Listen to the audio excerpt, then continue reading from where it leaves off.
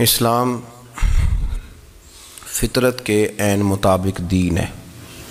نبی پاک صلی اللہ تعالیٰ علیہ وسلم نے فرمایا ہے کہ میں اخلاق عالیہ کی تکمیل کرنے کے لیے دنیا میں آیا ہوں۔ جتنے اخلاق ہو سکتے تھے، جتنی خوبصورتیاں ہو سکتی تھیں، جتنی اللہ کو محبوب تھیں، وہ ساری میرے نبی کریم نے بیان فرمائی، ساری رسول کریم صلی اللہ تعالیٰ علیہ وسلم نے بیان کر دی ہیں، جتنی خوبصورتیاں ہو سکتی تھیں۔ کچھ لوگ ایسے ہوتے ہیں جو بیچارے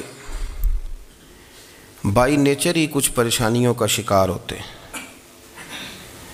اور قرآن مجید نے جو ارشاد فرمایا نا کہ کچھ لوگ نفس کی خواہش کو اپنا خدا بنا لیتے ہیں، تو وہ بلا وجہ بھی بہت ساری باتیں کرتے ہیں جن کا کوئی وجود نہیں ہوتا۔ عورت کو حقوق دلانے کے لیے بہت سارے لوگ بہت ساری غلط باتیں کرتے ہیں۔ جو لوگ یہاں سے کسی کو لے جاتے تھے نا دبئی، دھوکہ دے کے اور لے جاتے تھے یورپ میں، عرب ممالک میں دھوکہ دے کے لے جاتے تھے، تو وہ بھی کوئی خواب ہی تو دکھاتے تھے کہ اتنے لاکھ تنخواہ ہوگی، اتنا کچھ ہوگا۔ وہاں جا کے پتہ چلتا تھا کہ جیب سے بھی دینے پڑیں گے کچھ۔ بہت سارے لوگ ایسے ہوتے ہیں، وہ سارے خوبصورتی کے نام پر ہی دھوکہ دیتے ہیں۔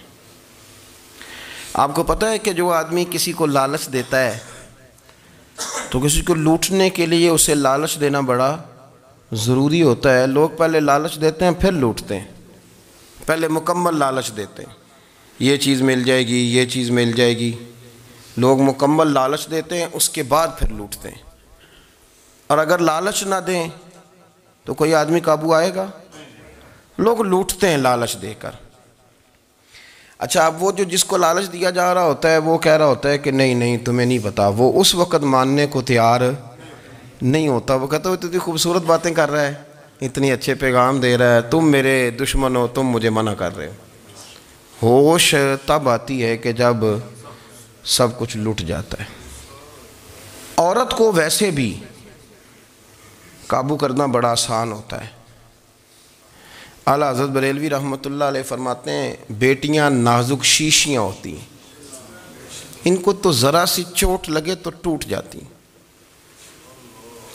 دیکھیں کتنا بڑا جملہ کہا بریلی کے امام، نازک شیشیاں ہیں، ذرا کوئی آدمی گمراہ کرتا ہے، ذرا خراب کرتا ہے۔ اب دیکھیں نا، یہ جو بچیوں کو بچے مس گائیڈ کرتے ہیں، انہیں بڑے بڑے خواب دکھاتے ہیں، وہ بیچاری ماں باپ کو چھوڑ کے، بہن بھائی کو چھوڑ کے اس کے ساتھ شادی کرتی ہے، پھر جو اس کا بعد میں حشر ہوتا ہے، آپ ادلیاں نو سردار پہن تکے تے شرما والیاں نو جھوٹے ڈولیاں دے۔ پھر وہ بیچاری ماں باپ رکھتے نہیں، وہ ظلم کرتا ہے، تو کتنی بڑی تکلیف میں وہ بچی آ جاتی۔ نازک شیشی ہوتی ہے نا تو ٹوٹ جاتی۔ یہی حال اب جدید خواتین اور یہ جو کچھ اینکر پرسن ہیں، یہ اصل میں نا یہ آپ کو سیاست سکھاتے ہیں، لیکن یہ مادر پیدر آزاد لوگ ہیں، بالکل آزاد۔ یہ تو علماء شور نہ کریں، بات نہ کریں، گفتگو نہ کریں، مشائخ بات نہ کریں، اور یہ جو کچھ سنجیدہ اور دینی طبقہ ہے یہ کچھ شور نہ کرے، یہ تو روڈوں پہ ننگے ہو کے آ جائیں معاذ اللہ۔ خوفناک نظریہ رکھتے ہیں یہ لوگ۔ عورت کو کہتے ہیں تیرے حقوق ہم تجھے لے کے دیں گے۔ مثلاً وہ کون سا حق ہے جو تم نے لے کے دینا ہے؟ میرے نبی کریم صلی اللہ علیہ وسلم نے اس کو بیٹی بھی بنایا ہے، اس کو بہن بھی بنایا ہے، اس کو ماں بھی بنایا ہے، اسے بیوی کا عالی شان رتبہ بھی عطا فرمایا ہے۔ اور چونکہ بیٹی کا بھی حق بڑا بیان کیا جاتا ہے، بہن کا بھی، ماں کا بھی، اور بیوی کے معاملے میں لوگ سمجھتے ہیں کہ زیادہ بات نہیں کرنی چاہیے، شاید مسئلہ خراب ہو جائے۔ حالانکہ نبی پاک صلی اللہ تعالیٰ علیہ وسلم نے بیوی کے بارے میں پتہ کیا فرمایا؟ فرمایا جب تم نکاح کر لیتے ہو تو اپنا ایمان محفوظ کر لیتے ہو۔ اب میں اس کی شرح نہیں کرتا، اب خود کر لیجئے گا کہ وہ ایک ایسی شخصیت ہوتی ہے کہ جس کی موجودگی میں آپ کا ایمان محفوظ ہے۔ اب میں نہیں سمجھتا کہ اس سے بڑی بات کوئی اور ہو سکتی ہے، جس کی موجودگی میں آپ کا ایمان، اور بھئی یہ حدیث پاک عرض کر رہا ہوں، نکاح جب کوئی کر لے تو اس نے اپنا ایمان مکمل کر لیا۔ اس کا معنی یہ ہوا کہ آپ کا ایمان محفوظ ہے اس کی موجودگی میں۔ تو اس سے زیادہ بھی، یعنی ایمان سب سے قیمتی چیز ہے نا، تو اس کے محفوظ ہونے کی وجہ حضور نے نکاح بیان کر دی. اب میرا خیال ہے بی بی اگر کوئی اس سے بڑا حقوق مانگے گی تو بیوقوفی کرے گی. اتنا بڑا درجہ نبی کریم نے اسے عطا کر دیا, اتنا بڑا مقام دے دیا کہ تو خاوند کے ایمان کے محفوظ ہونے کا ذریعہ بن گئی ہے. عورت کو جو حقوق رسول کریم صلی اللہ تعالی علیہ وسلم نے عطا فرمائے, نبی پاک نے جو حقوق دیے, دیکھیں نا حضرت عبداللہ ابن عمر رضی اللہ تعالیٰ عنہ کی اہلیہ بیمار تھی تو جلدی جلدی سے وہ آئے. تو جب بہت جلدی ہو, سفر بڑا شدید تھا, تو آپ نے جلدی سے نماز ادا کی, جلدی سے چلے. آپ کے خادم کہنے لگے حضور خیریت ہے؟ فرمایا میری بیوی بیمار ہے. تو اس نے عرض کی حضور آپ کی اہلیہ بیمار ہے, تو آپ نے نماز بھی جلدی سے پڑھی, سفر بھی جلدی جلدی کیا. تو فرمانے لگے یہ وہ چیزیں ہیں جو ہمیں مدینے والے رسول نے سکھائی. آپ اس کیفیات کو سمجھیں کہ حضور صلی اللہ علیہ وسلم نے درس دیا. اور پھر ایک اور بہت بڑی بات, یہ فضیلت کسی اور کو نہیں دی. جو عورت کو حضور نے فضیلت دی, یہ فضیلت کسی اور کو نہیں دی. کبھی حضور نے فرمایا کہ تمہارا ابا تمہارے ساتھ بہت سخت رویہ کرے تو تم نے اس کو اس سختی پر داد دینی ہے. فرمایا چلو اگر وہ زیادتی بھی کرے تو تم نے اس کے ساتھ سلوک اچھا ہی کرنا ہے. لیکن آپ ایک بات کو سمجھے نا کہ بچے کے بارے میں, بیٹے کے بارے میں, بیٹی کے بارے میں فرمایا 10 سال کے ہو کے نماز نہ پڑھیں تو سختی کرو, تمہارا ڈنڈا بھی لٹکنا چاہیے. بہت ساری جگہوں پہ بہت سارے لوگوں کے لیے سختی کا حکم دیا, لیکن عورت کے لیے حضور نے جو جملے کہے, اصل میں ہم سمجھتے ہیں کہ یہ ایک بات ہے, مشہور ہو گئی ہے روایت حدیث, تو بس اس کے پس منظر پر اور جملوں کے حسن پر شاید معاذ اللہ غور کرنے کی ضرورت نہیں. ذرا اس لفظ کی تاثیر پر غور کریں. حضور نے فرمایا عورت ٹیڑھی پسلی سے پیدا کی گئی ہے, یہ ٹیڑھی ہے, اس کو سیدھا کرنے کی کوشش کرو گے تو ٹوٹ جائے گی. تو حضور پھر ہمارے لیے حکم کیا ہے؟ فرمایا جیسی ہے تم اسی کے ساتھ نبھا کرو. آپ سمجھیں کہ اتنا محفوظ حضور نے درجہ دے دیا بی بی کو, اتنا محفوظ کہ فرمایا غلطی بھی ہو تو میرے غلاموں تم اس کے ساتھ نبھا کرو, گزارا کر لو. کو کیا اور حق چاہیے عورت کو جس کو اس کی غلطیوں سمیت نبی پاک نے قبول کرنے کا حکم دے دی کہ اس کی کمزوریوں سمیت قبول کر لو. اب اس کو اور کیا کوئی کمزوریوں سمیت قبول کرتا ہے؟ کبھی آپ دکان پہ بیٹھے ہوں تو آپ کہیں بھی اس میں یہ بھی غلطی, میرے مال میں یہ بھی کمزوری ہے, یہ بھی کمزوری ہے, یہ بھی کمزوری ہے, تو کر لے قبول. کرتا ہے کوئی؟ کوئی شخص ایسا ہو جو کسی چیز کی کمزوریاں بیان کر کے کہ اسے قبول کرو؟ پر رسول کریم صلی اللہ تعالیٰ علیہ وسلم نے نا ہمیں سبق دیا, حضور نے ہمیں درس دیا, نبی پاک نے ہمیں پیغام دیا. فرمایا یہ ٹیڑھی ہے, سیدھی کرنے کی کوشش کرو گے تو بیچاری ٹوٹ جائے گی, تو اس کے ساتھ نبھا کر جاؤ. آپ میری بات کو سمجھیے گا. چلیں میں اس پر ایک اور بخاری مسلم کی حدیث پڑھتا ہوں. حضرت سلمان فارسی رضی اللہ تعالیٰ عنہ اور حضرت ابو دردہ کے درمیان بھائی چارہ تھا. مکے سے مدینے جب لوگ آئے تو حضور نے بھائی بھائی بنایا تھا. ان کے درمیان بھائی چارہ تھا, تو ابھی پردے کی آیات نازل نہیں ہوئی تھیں, تو لوگ ایک دوسرے کی طرف جاتے تھے. حضرت سلمان فارسی رضی اللہ تعالیٰ عنہ حضرت ابو دردہ رضی اللہ تعالیٰ عنہ کے گھر میں تشریف لے گئے تو دیکھا کہ ان کی بیوی بڑی غمگین بیٹھی ہیں. تو ہم نے فرمایا بہن کیا ہوا؟ تو کہنے لگی تمہارے بھائی کو دلچسپی کوئی نہیں رہی, ہر روز روزہ رکھ لیتا ہے اور ساری ساری رات نفل پڑھتا ہے. حضرت سلمان فارسی کہنے لگے ٹھیک ہے کر لیتے ہیں بندوبست. نماز دین ہے کہ نہیں؟ دین ہے نا یہ چیزیں. لیکن حضرت سلمان فارسی جناب ابو دردہ سے کہنے لگے آج میں نے تیرے گھر میں رہنا رات کو, کیونکہ وہ تو ساری رات نماز پڑھتے تھے, نفل پڑھتے تھے. انہوں نے کہا ٹھیک ہے. ایک بستر لا کے بچھا دیا حضرت سلمان فارسی کے لیے. سلمان فارسی فرمانے لگے دوسرا بھی لا. کہا وہ کیا کرنا ہے؟ فرمانے لگے تو نے بھی سونا ہے, میں نے بھی سونا ہے, تو نے بھی سونا ہے. عشاء پڑھیں گے اور پھر دونوں سوئیں گے. کہا میں نے تو نماز پڑھنی ہے. فرمایا تہجد کے وقت اٹھ کے پڑھیں گے, اللہ کے رسول بھی رات آخری حصے میں جا کے نماز پڑھتے ہیں. ادھر ساتھ سلا لیا. وہ تھوڑی کو دیر سوئے, اب عادت تھی ساری رات اٹھنے کی, ذرا اٹھنے لگے بستر سے تو حضرت سلمان فارسی فرمایا چپ کر کے سو جا, وہ بڑی رات پڑی ہوئی, چپ کر کے سو جا. وہ لیٹ گئے, پھر اٹھنے لگے تو فرمایا سو جا چپ کر کے, بڑا ٹائم ہے. سحری کے وقت اٹھے, نفل پڑھے. ان کا ارادہ تھا روزہ رکھنے کا, تو فرمانے لگے کل رکھا تھا نا نفلی روزہ؟ جی رکھا تھا. پرسوں بھی رکھا تھا, ترسوں بھی رکھا تھا. فرمایا آج نہیں رکھنا, آج میں تیرا مہمان ہوں, سارا دن کٹھے مل کے روٹیاں کھائیں گے, آج نہیں روزہ رکھنا. سلا دیا. اب حضرت ابو دردہ رضی اللہ تعالیٰ عنہ کہہ تو کچھ نہ سکے، پر کہنے لگے سلمان تم پتہ تم کیا کر رہے ہو، نہ تم نے مجھے رات اٹھ کے زیادہ نفل پڑھنے دیے، سویرے روزہ نہیں رکھنے دیا۔ تو حضرت سلمان فارسی کہنے لگے کوئی لمبی بات تو نہیں نا، چلتے ہیں نا ابھی فجر میں مسجد نبی میں، تو نبی پاک کو بتاتے ہیں سرکار دو عالم علیہ السلام کی خدمت میں تو اپنی بات کرنا، میں اپنی کروں گا، حضور نتیجے کا اعلان فرما دیں گے، بات طے ہو جائے گی۔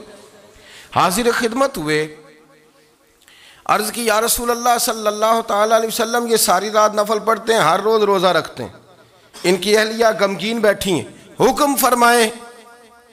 تو نبی پاک صلی اللہ علیہ وسلم نے فرمایا پھر ہوا کیا؟ یا رسول اللہ میں نے رات سلایا ہے، سحری میں اٹھایا ہے، سویرے روزہ نہیں رکھنے دیا۔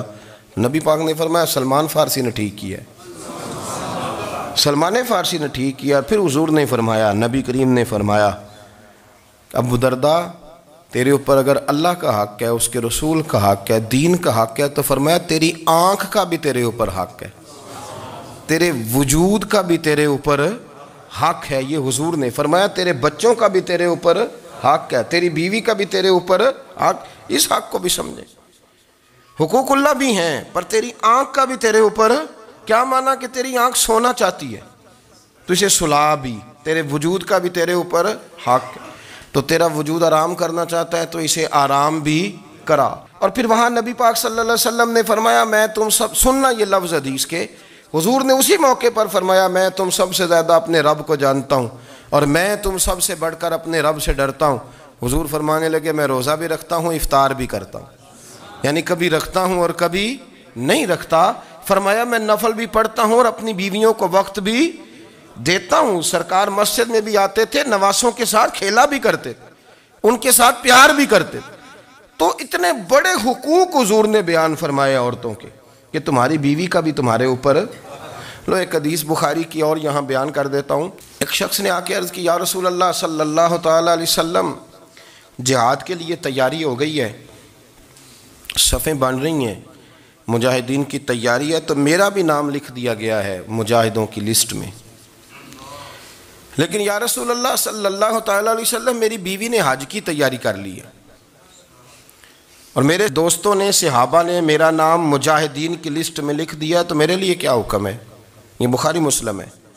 تو نبی پاک صلی اللہ تعالیٰ علیہ وسلم نے فرمایا جہاد پہ کوئی اور چلا جائے گا تو بیوی کے ساتھ حج کرنے جا، اسے محرم کی ضرورت ہے، وہ تیرے بغیر کیسے جائے گی؟ مجاہدین کو تو اور مجاہد مل جائے گا، پر تو اپنی بیوی کے ساتھ جانا۔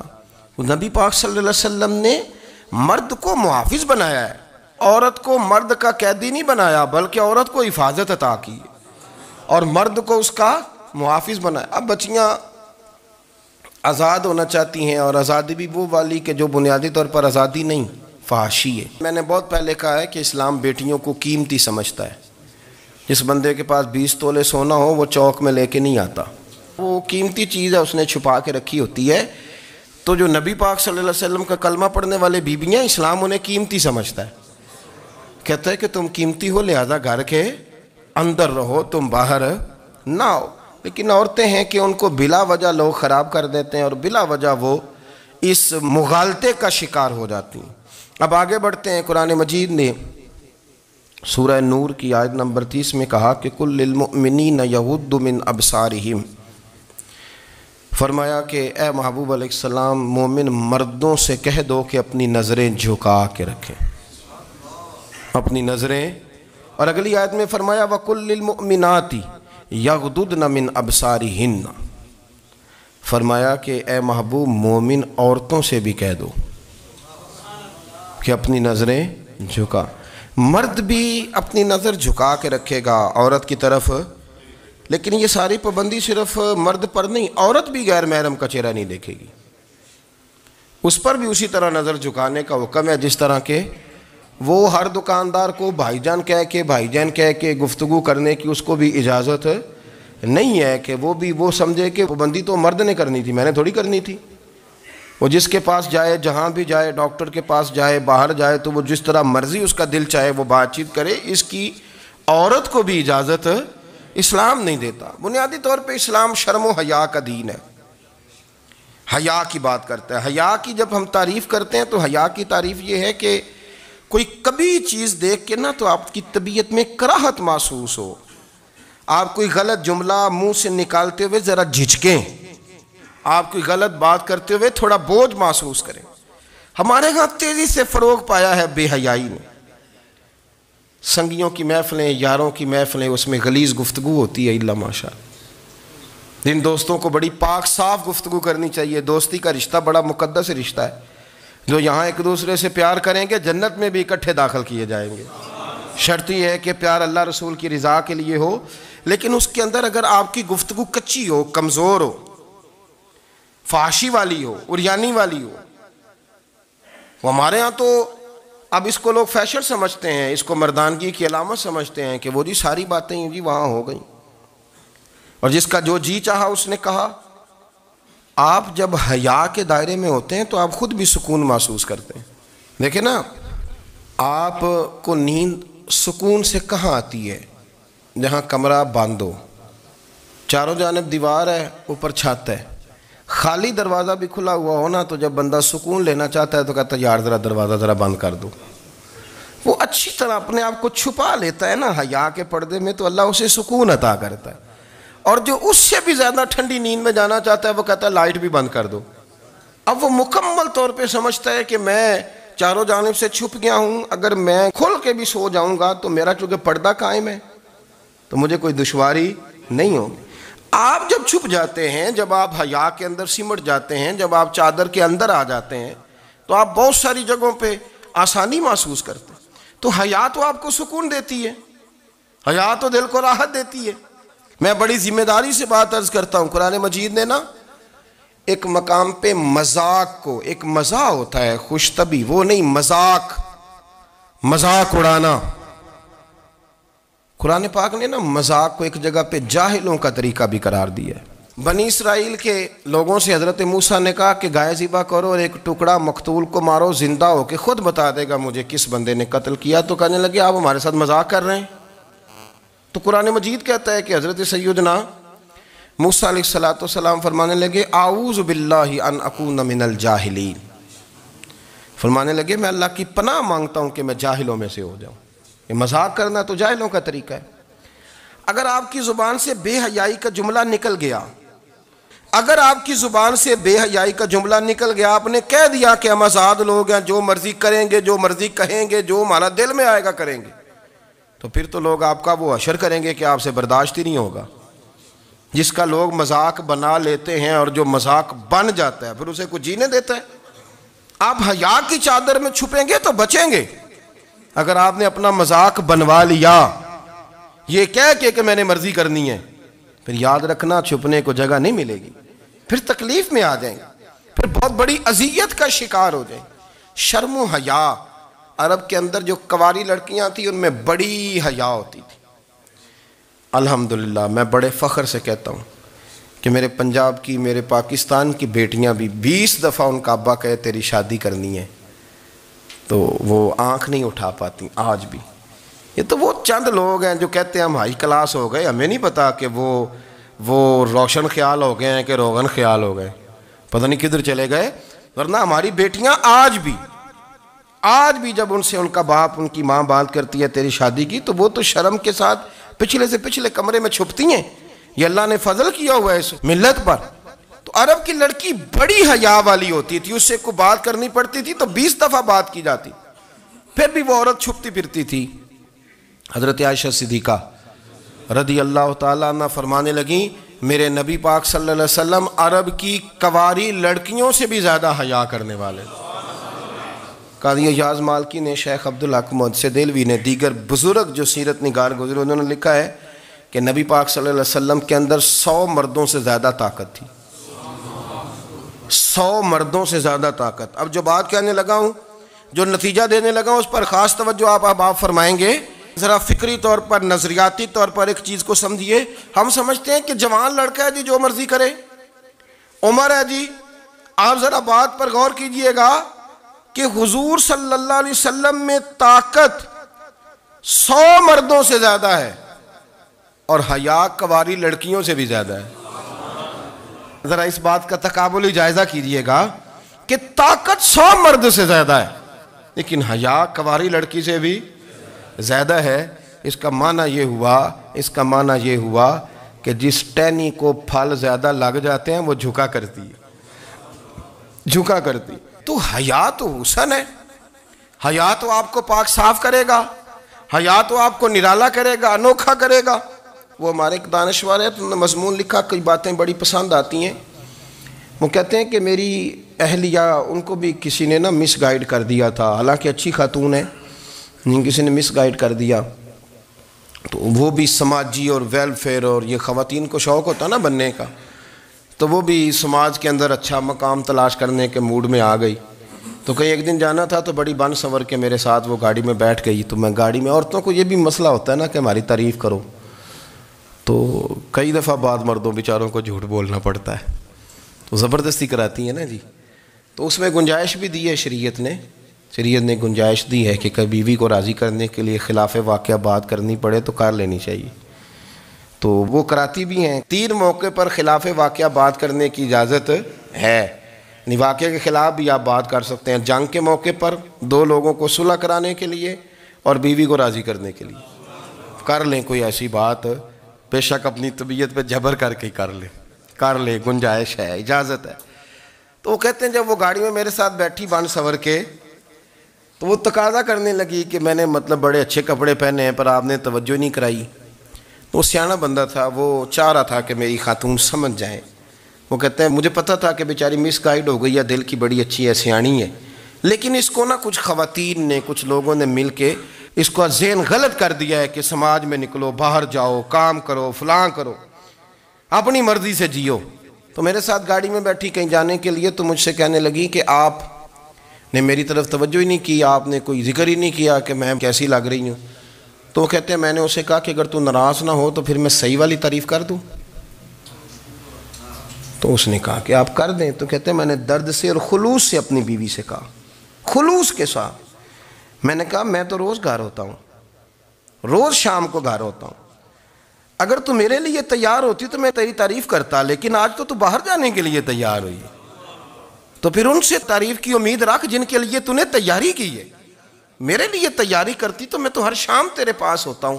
کہتے وہ میرے لفظوں میں درد تھا تو وہ بھی رو پڑی، وہ کہنے لگی آپ گاڑی روک دیں، مجھے باہر جا کے کسی کو راضی نہیں کرنا، میں نے اسے راضی کرنا ہے جس کو رب کریم نے میرا شوہر بنایا اور میرے لیے منتخب کیا ہے، میرے ماں باپ کو، میں واپس لوٹتی ہوں۔ یہ ایک پہلو ہے سلگتا ہوا، اس کو سمجھا جائے۔ رسول کریم صلی اللہ علیہ وسلم عرب کی کواری لڑکیوں سے زیادہ حیا والے تھے، کواری لڑکیوں سے زیادہ حضور حیا فرمایا کرتے تھے۔ جب خانہ کعبہ کی مکہ شریف میں تعمیر ہو رہی تھی نا، اہل عرب اس کو تعمیر کر رہے تھے، تو نبی پاک صلی اللہ علیہ وسلم اپنے چچا حضرت عباس کے ساتھ خانہ کعبہ کی تعریف میں مصروف تھے۔ تو عرب کے لوگ چونکہ لمبا کرتا پہنتے تھے پیروں تک، تو نیچے اگر کسی وقت کوئی چیز نہیں بھی ہوتی تھی تو کسی کو وہ نظر نہیں آتی تھی، چونکہ پردہ رہتا تھا، ایک لمبا کرتا پہنا ہوا ہوتا تھا۔ تو جب بچے، سرکار کی عمر مبارک بھی ابھی تھوڑی تھی، تو اس طرح بچے جب نکلتے تو وہ کئی دفعہ اپنی تہمت اتار دیتے نیچے سے، اور کوئی مزدوری کرنے لگتے تو 3-4 طے کر کے تہمت کی کندھے پہ رکھ لیتے، جس طرح کبھی دیہاتوں میں لوگ کپڑا سر پہ رکھتے تھے کہ اوپر اگر کوئی وزنی چیز رکھیں گے تو وہ تکلیف نہیں دے گی۔ نبی پاک صلی اللہ علیہ وسلم بھی سب لوگوں کے ساتھ خانہ کعبہ کی تعمیر میں شامل تھے۔ تو حضرت عباس رضی اللہ تعالیٰ عنہ نے کہا حضور سے، ابھی اللہ نے نبوت بھی نہیں فرمایا تھا، بھتیجے آپ بھی تہمت اتاریے، یہ صحیح مسلم میں حدیث موجود ہے، اور اس کو کندھے پہ رکھ لیجیے، آپ اینٹیں اٹھا کے لا رہے ہیں تو ذرا آپ کو تکلیف نہیں ہوگی۔ تو سرکار دو عالم صلی اللہ علیہ وسلم سے یہ بات کہی، اور پھر جلدی سے حضور کی تہمت کو نکال کے حالانکہ لمبا کرتا پہنا ہوا ہے، تو وہ جیسے ہی ان کے کندھے پہ رکھا اینٹیں رکھنے کے لیے، تو سرکار تو زمین پہ گر گئے، بے ہوش ہو گئے، آنکھیں آسمان کی طرف، اور پھر حضور پکار رہے ہیں آزاری آزاری آزاری، میرا تہمت دے دو، میرا تہمت دے دو۔ کبھی کوئی شخص اس وجہ سے بھی بے ہوش ہوا ہے کہ میرے وجود سے کپڑا اتر گیا ہے، حالانکہ سرکار پر وہ بے ہوشی بھی نبی پاک کا وہ جو غلبہ ہے شرم و حیا کا، اس کی وجہ سے ہوئی، ورنہ تو حضور فرماتے ہیں کہ میری آنکھیں سو جاتی ہیں، دل تو میرا اس عالم میں بھی جاگتا رہتا ہے۔ تو سرکار زمین پہ تشریف لے آئے، آنکھیں میرا طامت دے دو، میرا طامت دے دو، تو جلدی سے انہوں نے طامت دیا تو حضور نے باندھ لیا، پھر طبیعت مبارک میں تسلی ہوئی۔ یعنی ہم اس رسول کے غلام ہیں کہ جن کے تو وجود سے کپڑا اتر جائے تو حضور برداشت نہیں کرتے، قبول نہیں فرماتے، تکلیف شروع ہو جاتی۔ لیکن یہاں نوجوان ہیں اور بڑا قد کاٹ ہے اور بڑے بڑے سمجھدار لوگ ہیں، گرمی آتی ہیں تو شارٹ کپڑے پہن کے گھومتے ہیں، ان کو خیال نہیں کہ یہ وہ والا لباس ہے جو باہر تو کیا گھر میں اماں کے سامنے نہیں پہننا چاہیے، بہنوں اور بیٹیوں کے سامنے نہیں پہننا چاہیے۔ آپ کی گفتگو میں شرم و حیا ہو، آپ کے لب و لہجے کے اندر حسن ہو۔ آپ کو پتہ ہے نبی پاک صلی اللہ علیہ وسلم نے فرمایا میری امت میں سب سے زیادہ حیا کرنے والے عثمان غنی ہیں، عثمان غنی سب سے زیادہ حیا کرنے والے۔ آپ فرمایا کرتے تھے جب سے حضور کا چہرہ دیکھا ہے میں نے کبھی اپنی شرمگاہ بھی نہیں دیکھی، میں نے آنکھوں کا وضو نہیں توڑا، اور جب سے حضور کے دست مبارک میں میں نے بیعت کے لیے سیدھا ہاتھ بڑھایا تو پھر سیدھا ہاتھ میں نے کبھی گندگی کو نہیں لگایا۔ حیات، آپ باتھ روم کے اندر بھی غسل فرماتے تھے تو کپڑوں سمیت کرتے تھے۔ کسی نے کہا حضرت جی واش روم کے اندر کیوں نہیں کپڑے اتارتے؟ آپ فرمانے لگے باہر بندوں سے حیا کرتا ہوں، اندر جاتا ہوں تو رب سے حیا آنی شروع ہو جاتی، وہ تو دیکھ رہا ہے نا۔ تو میں جو بات آپ کی خدمت میں عرض کرنا چاہتا ہوں اس کو آپ سمجھیے گا میرے عزیز، کہ شرم والا مزاج، گفتگو بھی شرم والی، آنکھیں بھی شرم والی، لباس بھی شرم والا، دوستی یاری بھی شرم والی، بہت ساری ایسی باتیں۔ دیکھیں نا آپ ذرا، میں نے کہا کہ باتوں کو سن کے گزر نہ جایا کریں، اس کی گہرائی پر غور کریں۔ حضور علم کا سمندر ہے، سرکار سے زیادہ علم دنیا میں کسی کے پاس موجود نہیں ہے، اور صحابہ کو موقع ملا ہوا ہے اس سمندر سے فیض لینے کا، لیکن ان کی حالت یہ ہے کہ حضرت علی المرتضیٰ فرماتے ہیں 14 دن گزر جاتے، حضور سے کوئی سوال پوچھنا ہوتا تھا پر میں شرم کے مارے نہیں پوچھ پاتا تھا۔ 14 دن بخاری شریف میں موجود ہے۔ ایک دن نبی پاک صلی اللہ علیہ وسلم نے پوچھا صحابہ سے کہ وہ کون سا درخت ہے جس کے پتے نہیں گرتے، اور وہ درخت اس طرح ہے جس طرح مومن ہوتا ہے، وہ درخت میرے مومن کی طرح بتاؤ۔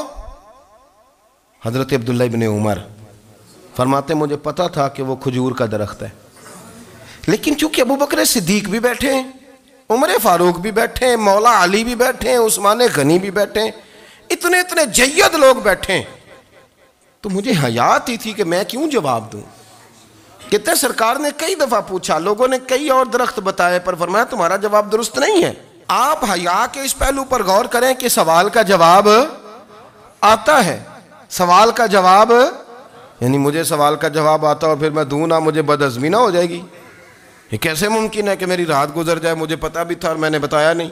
بہت سارے لوگ آ کے بہت ساری باتیں بتاتے ہیں، بہت ساری باتیں وہ سمجھاتے ہیں، تو ہم غور سے ان کا چہرہ دیکھنے لگ جاتے ہیں، کہتے ہیں یار اس کا تو دعویٰ تھا کہ میں سمجھنے آتا ہوں، تو یہ تو ہمیں سمجھا رہا ہے، چلو الحمدللہ ہم سمجھنے کو تیار ہیں۔ لیکن میرے عزیز پتہ بھی ہے جواب کا، علم بھی ہے، لیکن فرماتے ہیں میری حیا نے مجھے اجازت نہ دی کہ میں جواب دوں۔ آپ فرماتے ہیں پھر حضور سے صحابہ نے عرض کی کہ یا رسول اللہ آپ ہی بتا دیں وہ درخت کون سا ہے، تو حضور نے فرمایا بھئی وہ کھجور کا درخت ہے۔ تو آپ فرماتے ہیں میں دل میں کہہ رہا تھا کہ الحمدللہ میرا جواب درست ہے، حالانکہ میں نے جواب دیا ہی نہیں۔ تو لفظوں میں حیا، جملوں میں حیا، آنکھوں میں حیا، اٹھنے میں حیا، بیٹھنے میں حیا، چلنے میں حیا ایک خوبصورت حسن ہے، اور نبی پاک صلی اللہ علیہ وسلم نے فرمایا جب تو بے حیا ہو جائے نا پھر تو آزاد ہے، پھر تو جو مرضی کا، پھر تو جو، اس لیے بزرگ جب کسی کو بے حیا کہتے تھے نا، اللہ اکبر، اور جب کسی کو کہتے تھے نا یہ بے حیا ہے تو لوگ سمجھتے تھے کہ کوئی ہلکی سی بات کر دی ہے، لیکن ان کا معنی یہ ہوتا تھا کہ بس بھائی اب اس کے ساتھ کوئی کلام کرنے کی ضرورت ہے، اس کو اب اصلاح کی ضرورت نہیں، یہ بے حیا ہے۔ کیا معنی؟ کہ اب یہ جو اس کے دل میں آئے گا وہ کرے گا، جو اس کی طبیعت چاہے گی وہ کرے گا، اب یہ کسی پہلو بھی قابو آنے کو تیار بے حیا ہو گیا۔ بے حیائی بہت بڑا عیب ہے، اور جو لوگ کہتے ہیں کہ ہمیں بالکل آزادی ہونی چاہیے، ہمارا اپنا جسم ہے تو ہماری اپنی مرضی چلے گی۔ ایک وزیر صاحب ہیں، پتہ نہیں میں ان کو جانتا تو نہیں، انہوں نے سینٹ میں تقریر کی ہے، میں نے ان کی بات سنی ہے، اس نے کہا نہیں بھائی جسم رب کا ہے تو مرضی بھی تو رب کریم کی چلے گی، اور مرضی بھی یہ مرضی بھی اللہ کی. یہ مجھے تھوڑا سا مسئلہ ہے جسم پر, کبھی کبھی مجھے کثرت سفر سے الرجی ہو جاتی ہے. میرے ساتھ لوگ نا دل سے پیار کرتے ہیں. شاید ہی کوئی اچھا ڈاکٹر ہو جس تک میرے سنگی مجھے لے کے نہ گئے ہوں, پر جسم اللہ کا ہے نا, مرضی بھی جب وہ چاہے گا صحت دے گا. کیوں کچے کاموں میں لوگ پڑ گئے, کیوں غلط لوگ سوچ میں پڑ جاتے ہیں؟ یہ اسی کا ہے. اور جب وہ چاہے گا, آپ اس بات کو اچھے طریقے سے سمجھ لیں کہ جو اپنی مرضی چوکوں چوراہوں میں کر رہے ہوتے ہیں نا, جو مرضی گاندمند, وہ جانور ہوتے ہیں. وہ جانور ہوتے ہیں جو نہ چونک دیکھتے ہیں, نہ گلی دیکھتے ہیں, نہ انہیں پتہ ہوتا ہے کہ جگہ کون سی ہے. وہ انسان, میں نے کہہ دیا جو میں نے کہنا تھا, میں نے کہہ دیا. وہ جانور ہوتے ہیں. اور جو کچھ انسان ہوتے ہیں نا, ان کے اندر کچھ نہ کچھ پھر شرم حیا بھی ہوتی ہے. وہ چوکوں چوراہوں میں وہ حرکتیں اور وہ کام نہیں کرتے جو جانور کرتے ہیں. ان کے لیے بڑے پردے ہوتے ہیں, ان کے لیے بڑی باتیں ہوتی ہے, ان کے لیے بڑا کچھ ہوتا ہے. جو بالکل آزاد ہو جائے, کوئی پتہ نہ ہو کس وقت کیا کہنا ہے, کیا کرنا ہے, تو پھر وہ دائرہ انسانیت سے خارج ہو جاتا ہے. ہم آپ کو کیا دعوت دیں؟ آپ تو وہ باتیں کر رہے ہیں جو اسلام کا انسانیت کے حق میں بھی ٹھیک نہیں. آپ تو وہ والی باتیں کر رہے ہیں جن کا انسانیت بھی تقاضا نہیں کرتی کہ یہ باتیں ہونی چاہیے. لیکن ایک بات, میں تو جذباتی نہیں ہوتا, میں بڑے غور سے چیزوں کو دیکھتا ہوں, سنتا ہوں. اور نہ میں ان موسمی مینڈکوں کی, وہ مجھے راتق صاحب کہنے لگے جی بڑے بڑے مولوی ایک بندے کے ساتھ بیٹھے ہوئے ہوتے تھے اور وہ روزے میں بڑے بڑے درس دیتا تھا, تو وہ بھی فلانی حرکتیں کر رہا ہے. تو میں نے کہا ہم نے تو پرانا کہا تھا کہ موسمی مینڈک ہے, تو پرانے کہہ رہے ہیں کہ اداکار ہے. تو وہ جہاں کاسٹ کریں گے وہاں وہ اداکاری کرے گا. آپ کسی مذہبی جگہ کر لیں تو وہاں کر لے گا, کہیں اور جگہ کریں گے تو ہم تو پرانا کہہ رہے ہیں. تو کسی کو کبھی سمجھ آتی ہے تو کسی کو کبھی اور جگہ جا کے سمجھ آتی ہے. ہم ان لوگوں سے پریشان نہیں ہوتے. کیوں؟ سن لیں, کوئی مایوسی نہیں. ان کے اندر جتنا زور ہے وہ لگائیں. یہ ملک بنا ہے رسول اللہ کے نام پہ, یہ اللہ نے تحفہ دیا ہے امت مسلمہ کو. یہ نبی پاک کے نام پہ بنا ہے, تو یہاں جھنڈا بھی وہی والا بلند ہونا ہے جو مدینے والے رسول کا جھنڈا ہے, اور یہاں وہی کام چلے گا جو نبی پاک نے بیان فرمایا. تو اس طرح کئی لوگ آتے ہیں, وہ شور شار کرتے ہیں, چلے جاتے ہیں. اتنے نہ پریشان ہوا کریں. بہت سارے لوگ تو بیچارے اس قابل بھی نہیں ہے کہ ان کا نام لیا جائے. مطلب اتنا ہم ان کو اہمیت دے دیں, ان کا ذکر کریں, ان کا نام لیں, ان کی بات کریں. وہ بیچارے اس قابل ہی نہیں ہے, مطلب سٹیٹس ہی نہیں ہے ہمارا. اتنے فارغ ہیں ہم کہ اب جو بندہ آئے گا کہانی چھیڑے گا تو ہم چھیڑ جائیں گے. اور بھائی اللہ کا فضل ہے الحمدللہ تعالی, لوگوں نے بڑا شور کیا, اور بڑے زمانے سے دنیا شور کر رہی ہے, پر اللہ کے گھر مسجدیں بھری ہوئی ہیں. مسجدیں بھری ہوئی ہیں. ہماری بیٹیاں پردے کرتی ہیں, پردے کو پسند کرتی ہیں, وہ حجاب میں رہتی ہیں, وہ سمجھتی ہیں کہ ہمارا اصل حسن کیا ہے. تو یہ پراپوگنڈا پرانا چلا آ رہا ہے.